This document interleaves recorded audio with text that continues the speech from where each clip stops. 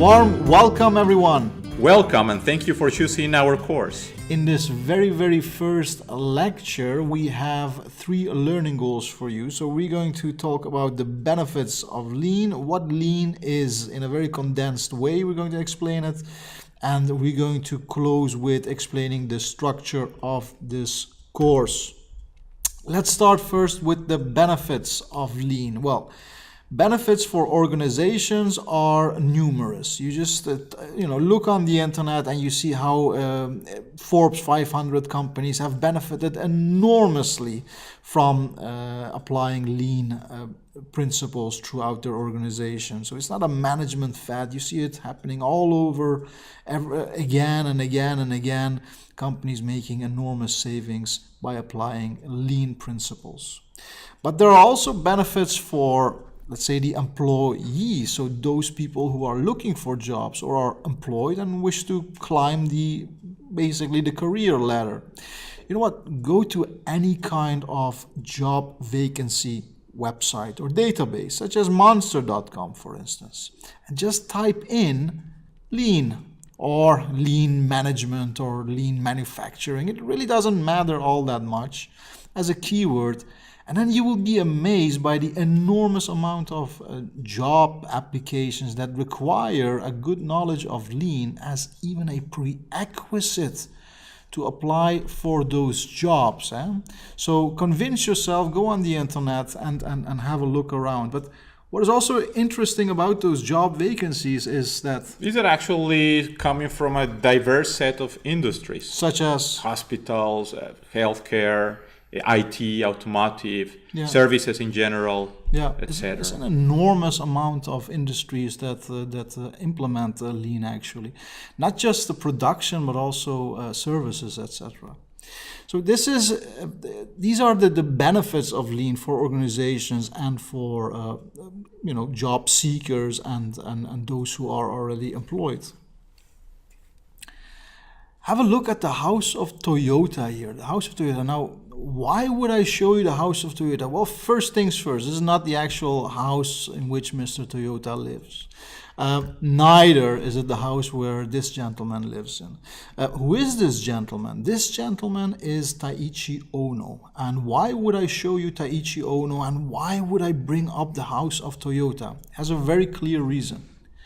Mr. Taiichi Ohno was a person that worked for the Toyota company in the last century, and he is responsible for coming up with what is known as the Toyota Production System. The Toyota Production System.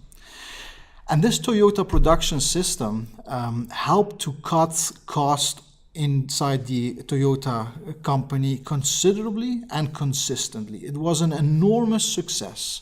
And this enormous success, often when you have a big success story, word of mouth spreads.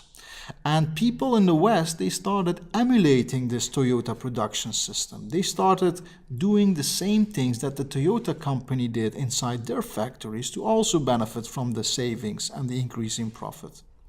However, when it was implemented in the West, they called it not Toyota production system, but they called it, yes, you guessed it right, lean. So lean is Toyota production system, and Toyota production system is lean. It's the same. It's just a westernized way of referring to it. Now, this brings me back to the house of Toyota. The elements that together make up the Toyota production system are put in this so-called house of Toyota. So we have concepts like Poka-yoke, concepts like Andon, automatic stops, Kaizen, etc. They all make up this house of Toyota, which makes up the Toyota production system, which makes up lean. Throughout this course, what we're going to do is we're going to take you step by step through each one of these elements. So in one lecture we discussed Poka-yoke, in another one we discussed Andon, Heijunka, one-piece flow, etc., etc. And at the end of this course, you will know the complete house of Toyota, which means you know the complete lean philosophy or Toyota production system. We're going to do it bit by bit, of course, otherwise it's going to be quite overwhelming. So quite a central position in this house of Toyota is reserved for this part, eliminating waste. Now, how is waste defined? Waste is defined as non-value adding activities, which are activities that the client is not willing to pay money for, okay? So waste are non-value adding activities. These are defined as activities that the client is not willing to pay money for. The opposite are value adding activities, which are activities that the client is willing to pay money for, okay? Now within lean, we try to eliminate waste or reduce waste as much as possible. We try to reduce or eliminate non-value adding activities as much as possible, okay?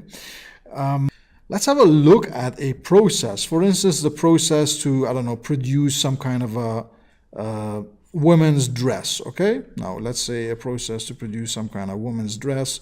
Obviously, you don't produce arms and legs with that, but that doesn't really matter.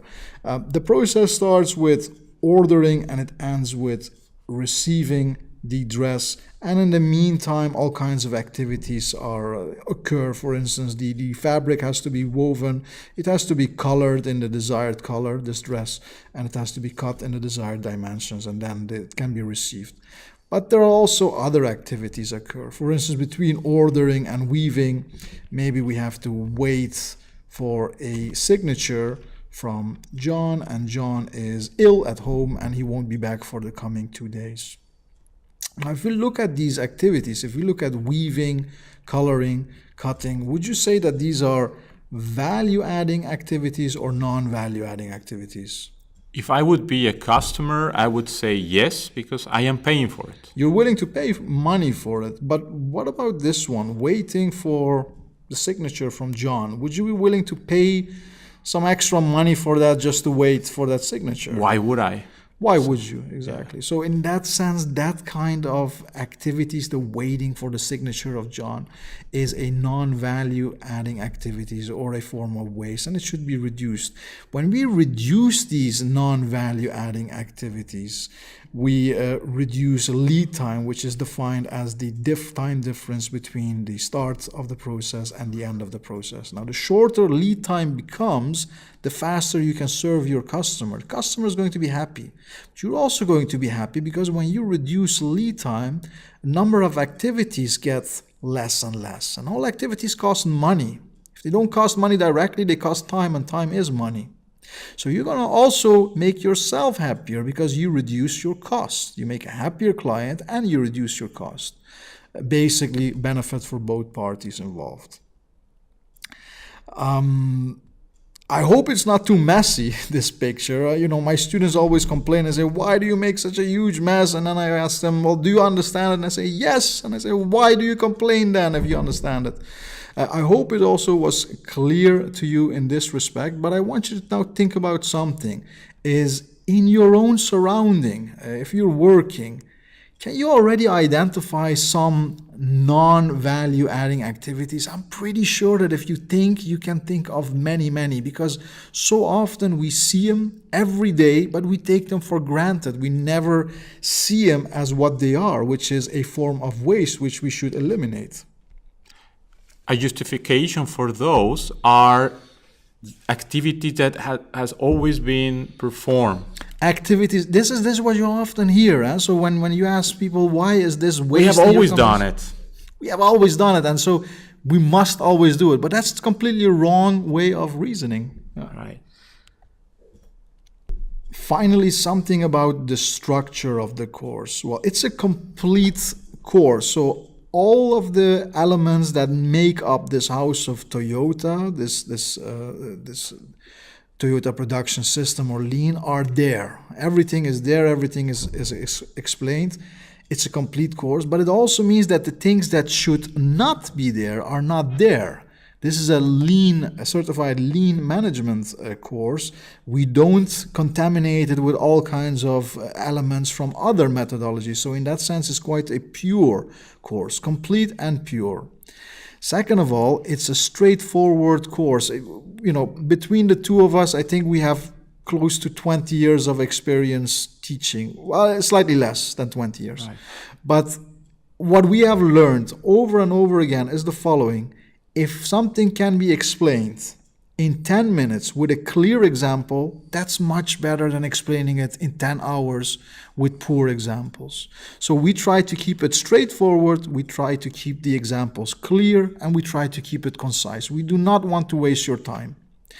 Finally, we have done our best to use examples from practice. So, when you see these concepts, that you can apply them in practice. That was also something very important for us.